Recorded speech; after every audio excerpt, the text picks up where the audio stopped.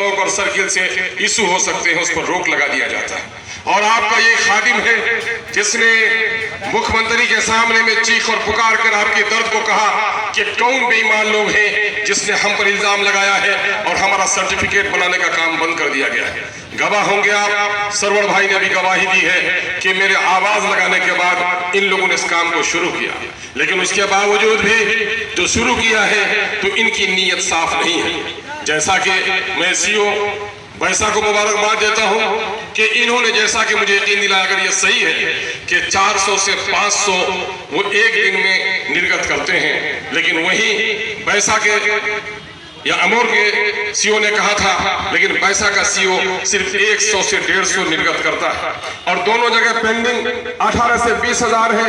यही नहीं बल्कि किशनगंज के भी, कटिहार जिले में भी तमाम जगहों पर एक एक प्रखंड में 18 से 20 हजार जो सर्टिफिकेट है वो बनाने का काम रुका हुआ है।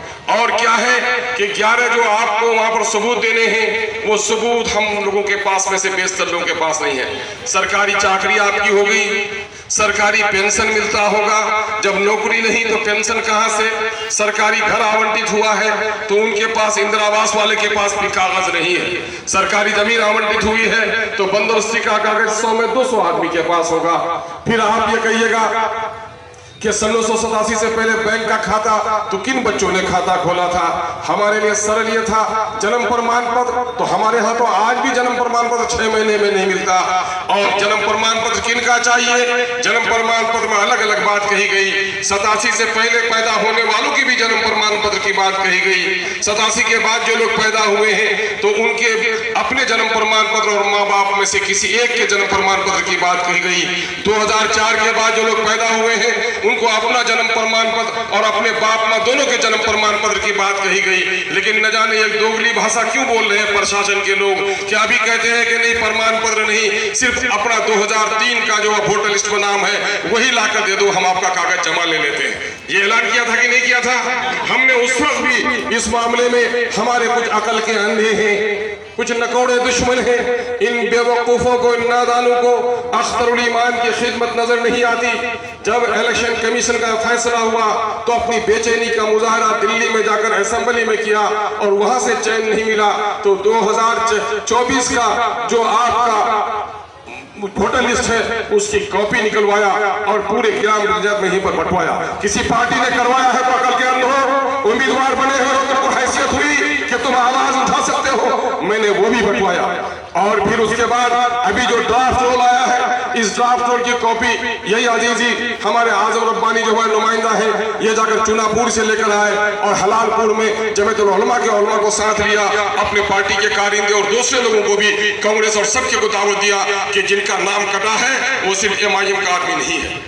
क्या जो नाम कटा है वो एमआईएम का आदमी है? सिर्फ वो कांग्रेस का भी हो सकता है, जदयू का भी हो सकता है, भाजपा का भी हो सकता है, राजद का भी हो सकता है। अख्तरुल ईमान ने आवाज दी कि जब इलेक्शन आएगा तो राजद और भाजपा कर लेना। आज अगर तुम राजद में हो, भाजपा में हो, कल एमएलए भी थे, तुमको अगर कोई पूछेगा कि अमोर का एमएलए कौन है तो तुम्हें अख्तरुल ईमान का नाम लेना पड़ेगा। इसलिए अख्तरुल ईमान की जिम्मेदारी है कि तुम्हारा काम अख्तरुल ईमान करे। हमने सबके काम के लिए सब बंटवाए और आज सुप्रीम कोर्ट में मेरी समाअत हो रही है। जिन लोगों का नाम छूट गया है कल उनका एफिडेविट करके हमने भिजवाने का काम किया है। मैं पूछना चाहता हूं यहाँ के प्रशासन से, 6 तारीख को मैं पंचायत समिति की बैठक में 22 पैसा में बैठा और वहां मालूम जो किया तो लोगों के सर्टिफिकेट नहीं बन रहे हैं।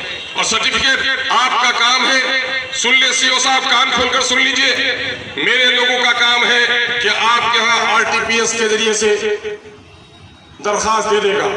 बाकी कर्मचारी का लिखना, पंचायत राजस्व कर्मचारी का लिखना, ये आपका काम है, वो नौकरी करता है, उस नौकर का काम है, मालिक का काम नहीं कि उसके पीछे पीछे फिरेगा।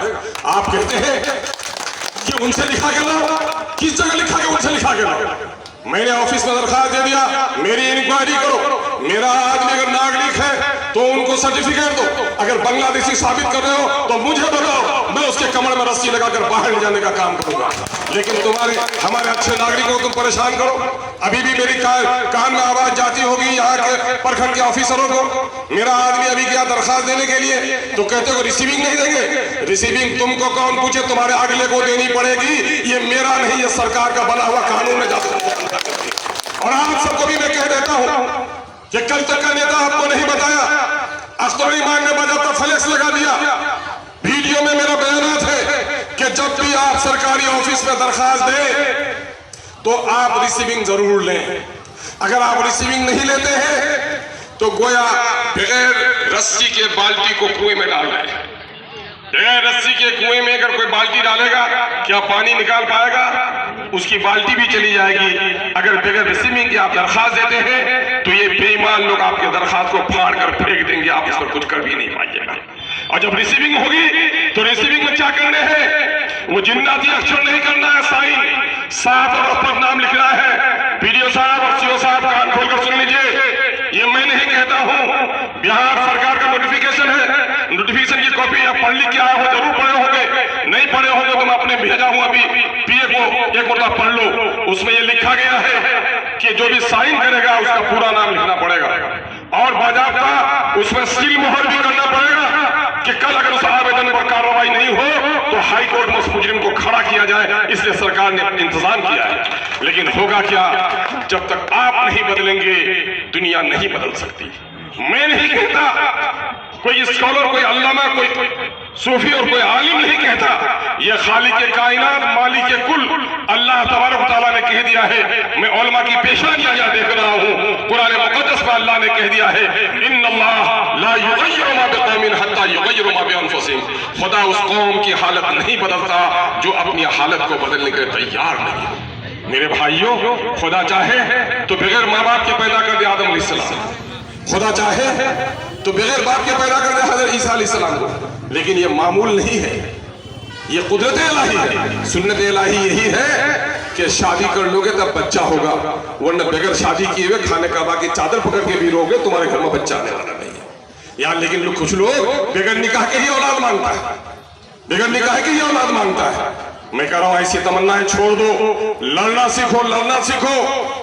मैं एमएलए बन के आया, मुझे तो कश्मीर घूमना था, मुझे जो बम्बई जाना था, अपने बच्चे के एडमिशन के लिए नहीं जा पाता हूँ, अपनी बीवी की बीमारी में डॉक्टर यहाँ नहीं जा पाता हूँ। मैं समझता हूँ कि मैं आज मरूंगा तो कल तक मुझे कोचा धामन के एमएलए फट की हैसियत से खुदा पूछता, लेकिन आज मैं मरूंगा तो अमोर पैसा के लोगों के ताल्लुक से भी कब्र में सवाल।